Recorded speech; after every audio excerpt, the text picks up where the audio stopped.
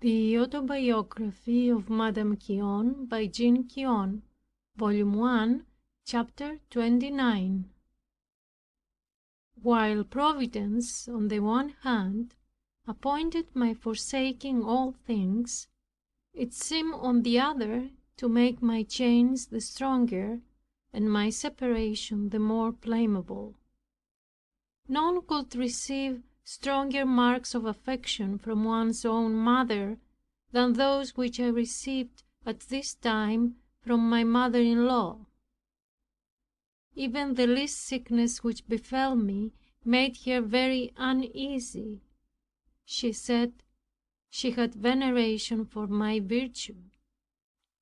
I believe what contributed not a little to this change was, that she had heard that 3 persons had offered suit to me, and that I had refused them, although their fortune and quality were quite superior to mine.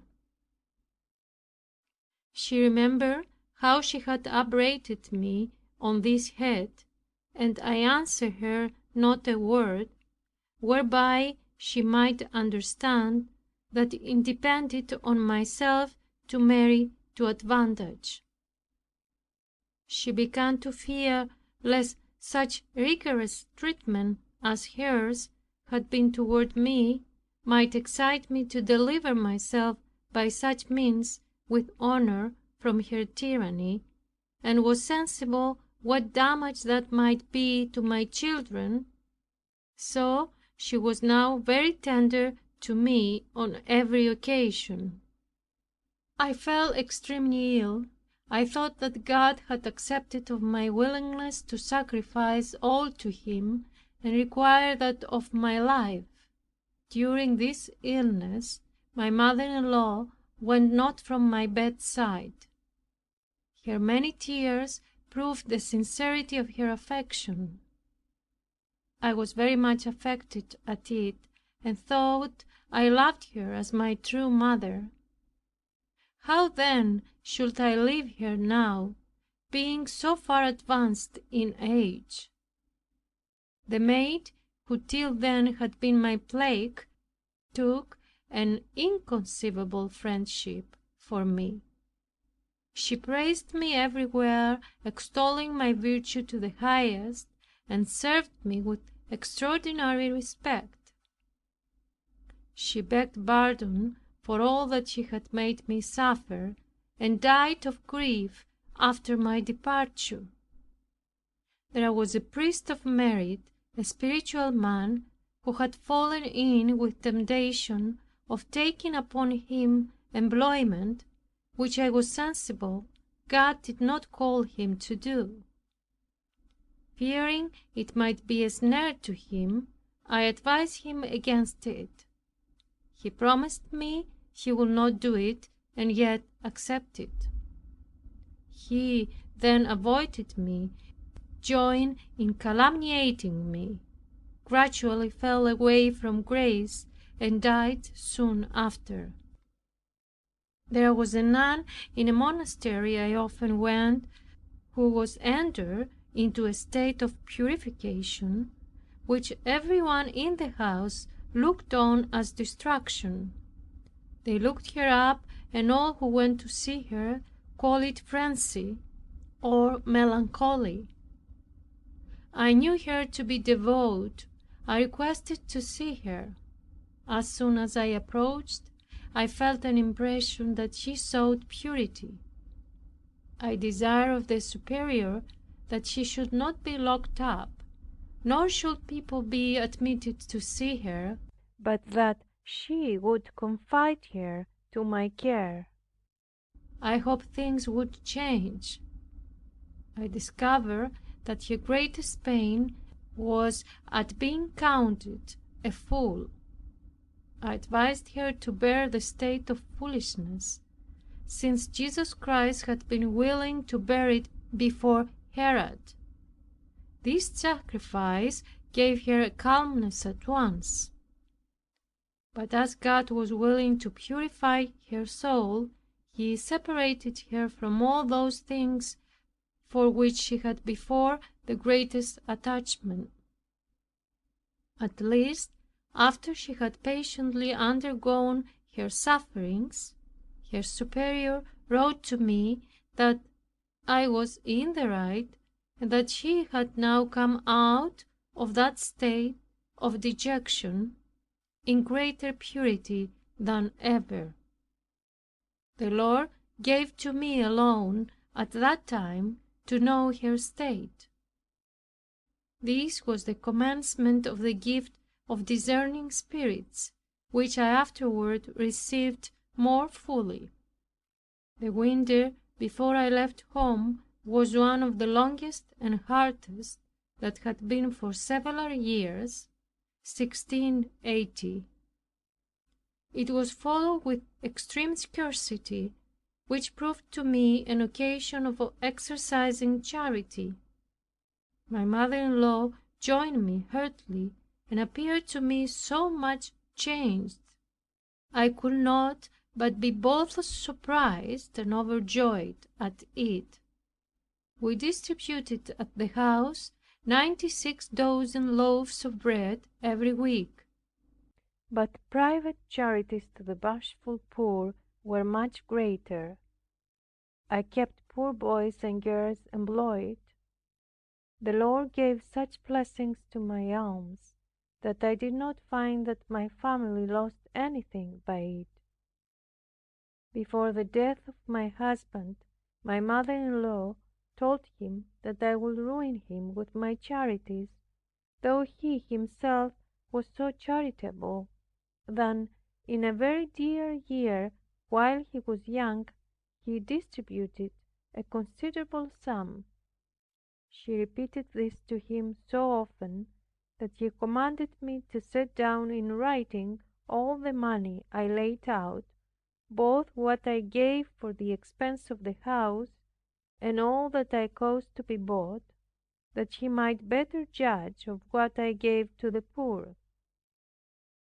This new obligation which I was brought under appeared to me so much the harder, as for above 11 years we had been married, I never before had this required of me. What troubled me most was the fear of having nothing to give to such as wanted. However, I submitted to it without retrenching any part of my charities. I did not indeed set down any of my alms, and yet my account of expenses was found to answer exactly. I was much surprised and astonished, and esteemed it one of the wonders of Providence. I saw plainly it was simply given out of thy treasury, O my Lord, that made me more liberal of what I thought was the Lord's and not mine. Oh, if we but knew how far charity, instead of wasting or lessening the substance of the donor, blessed, increased, and multiplied it profusely. How much is there in the world of useless dissipation, which, if properly applied, might aptly serve for the subsistence of the poor, and would abundantly be restored and amply rewarded to the families of those who gave it. In the time of my greatest trials, some years after my husband's death, for they began 3 years before my widowhood, and lasted 4 years after, my footman came one day to tell me, I was then in the country, that there was in the road a poor soldier dying. I had him brought in, and ordering a separate place to be made ready for him, I kept above a fortnight. His malady was the flux, which he had taken in the army. I was so nauseous, that though the domestics were charitably inclined, nobody could bear to come near him. I went myself to take away his vessels, but I never did anything of the kind which was so hard. I frequently made efforts for a full quarter of an hour at a time. It seemed as if my very heart was going to come up, yet I never desisted. I sometimes kept the poor people at my house to dress their putrid sores, but never met with anything so terrible as this. The poor man, after I had made him receive the sacrament, died. What gave me now no small concern was the tenderness I had for my children, especially my younger son, whom I had strong reasons for loving. I saw him inclined to be good. Everything seemed to favor the hopes I had conceived of him. I thought it running a great risk to leave him to another's education. My daughter I designed to take with me, though she was at this time ill of a very tedious fever. Providence was pleased, however, so to order it, that he speedily recovered. The ties with which the Lord held me closely united to him were infinitely stronger than those of flesh and blood. The laws of my sacred marriage obliged me to give up all to follow my spouse, whithersoever it was his pleasure to call me after him. Though I often hesitated and doubted much before I went, I never doubted after my going of its being his will. And though men who judge of things only according to the success they seem to have taken occasion from my disgraces and sufferings to judge of my calling, and to run it down as error, illusion, and imagination. It is that very persecution and a multitude of strange crosses it has drawn upon me, of which this imprisonment I now suffer is one, which have confirmed me in the certainty of its truth and validity. I am more than ever convinced that the resignation which I have made of everything is in pure obedience to the divine will. The gospel effectually in this point shows itself to be true, which has promised to those that shall leave all for the love of the Lord, an hundredfold in this life and persecutions also. And have not I infinitely more than a hundredfold in so entire a possession as my Lord has taken of me, in that unshaken firmness which is given me in my sufferings, in a perfect tranquillity in the midst of a furious tempest, which assaults me on every side, in an unspeakable joy, in largeness and liberty, which I enjoy in a most strait and rigorous captivity. I have no desire that my imprisonment should end before the right time. I love my chains. Everything is equal to me, as I have no will of my own, but purely the love and will of Him who possesses me. My senses indeed have not any relish for such things, but my heart is separated from them. My perseverance is not of myself, but of Him who is my life, so that I can say with the apostle, "It is not more I that live, but Jesus Christ that liveth in me. It is He in whom I live, move, and have my being." To return to the subject, I say that I was not so reluctant to go with the New Catholics as I was to engage with them, not finding a sufficient attraction, though I sought for it. I longed indeed to contribute to the conversion of wandering souls, and God made use of me to convert several families before my departure, one of which was composed of 11 or 12 persons. Besides, Father La Combe had written to me to make use of this opportunity for setting off, but did not tell me whether I ought to engage with them or not. Thus it was the providence of my God alone, which ordered everything, to which I was resigned without any reserve, and that hindered me from engaging with them. One day, reflecting humanly on this undertaking of mine, I found my faith staggering, weakened with a fear lest I were under a mistake, which slavish fear was increased by an ecclesiastic at our house, who told me it was a rash and ill-advised design. Being a little discouraged, I opened the Bible and met with this passage in Isaiah: "Fear not thou worm Jacob, and ye men of Israel. I will help thee, saith the Lord, and thy Redeemer, the Holy One of Israel." Chapter 61, verse 14. And near it, "Fear not, for I have redeemed thee. I have called thee by thy name. Thou art mine. When thou passest through the waters, I will be with thee." I had a very great courage given me for going, but could not persuade myself that it would be best to settle with the New Catholics.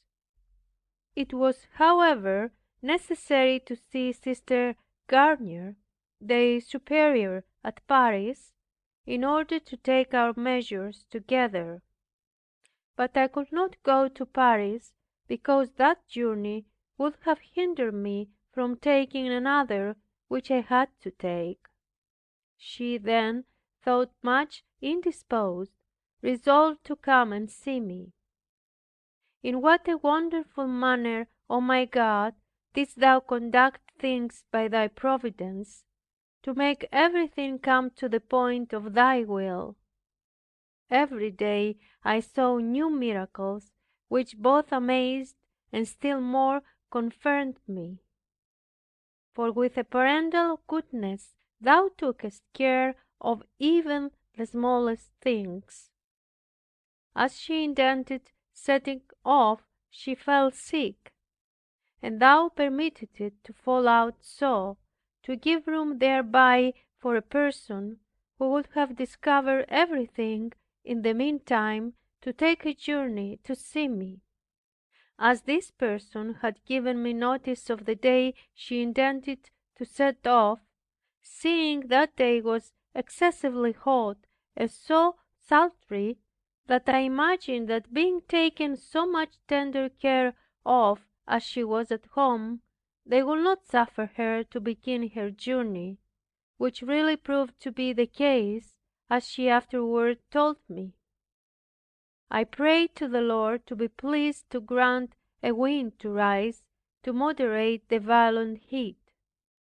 Scarce had I prayed, but there arose suddenly so refreshing a wind, that I was surprised, and the wind did not cease during her whole journey. I went to see her, and brought her to my country house in such a way that she was not seen or known of anybody.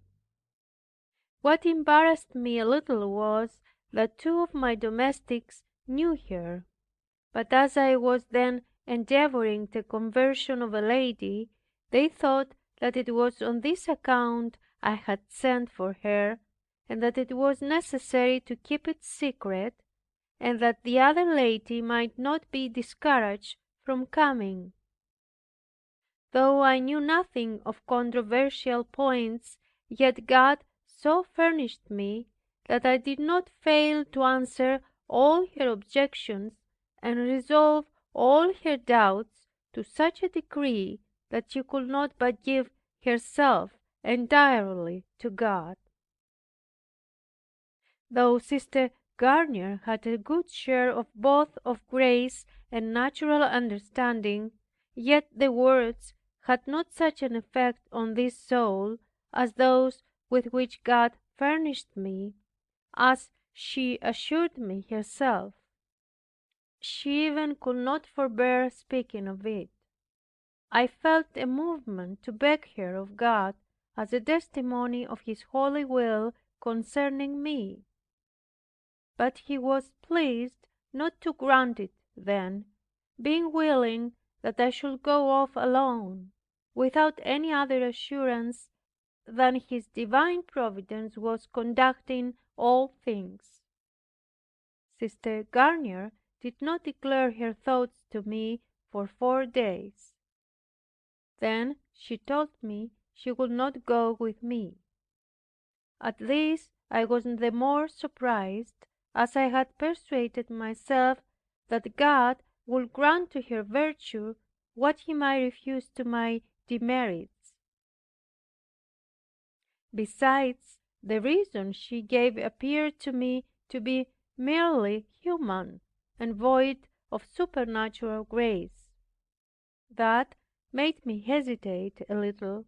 Then, taking new courage, through the resignation of my whole self, I said, "As I go not thither for your sake, I will not fail to go even without you." This surprised her, as she acknowledged to me, for she thought that on her refusal I would decline my purpose of going. I regulated everything, wrote down the contract of association with them as I thought proper. No sooner had I done it, but I felt great perturbation and trouble of mind. I told her my pain, and that I had no doubt but the Lord demanded me at Geneva, yet did not let me see that He would have me to be of their congregation. She desired to have some time till after prayers and communion, and that then she would tell me what she thought the Lord required of me. Accordingly, He directed her contrary both to her interest and inclination.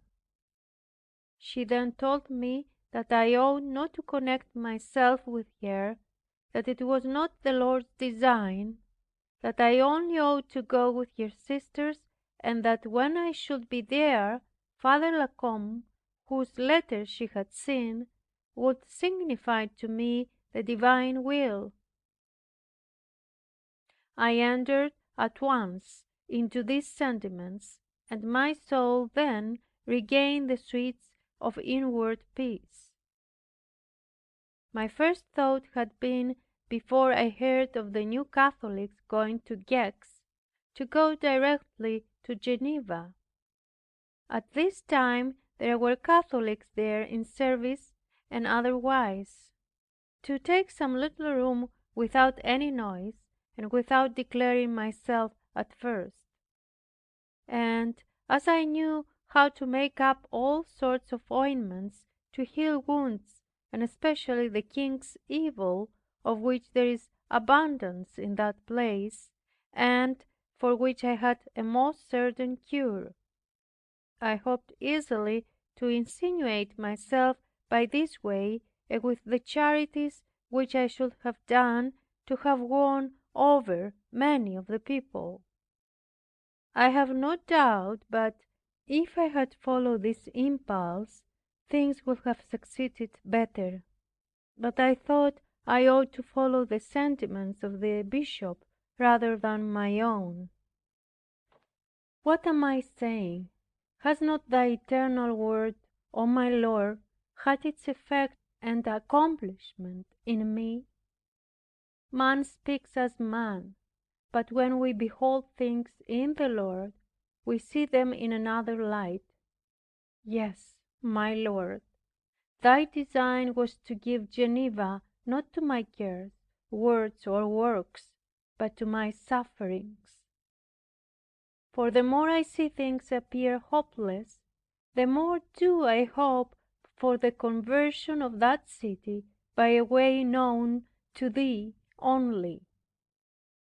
Father La Combe has told me since that he had a strong impulse to write to me, not to engage with the New Catholics. He believed it not to be the will of the Lord concerning me, but he omitted doing it. As to my director, Mr. Bertot, he died 4 months before my departure. I had some intimations of his death, and it seemed as if he bequeathed me a portion of his spirit to help his children.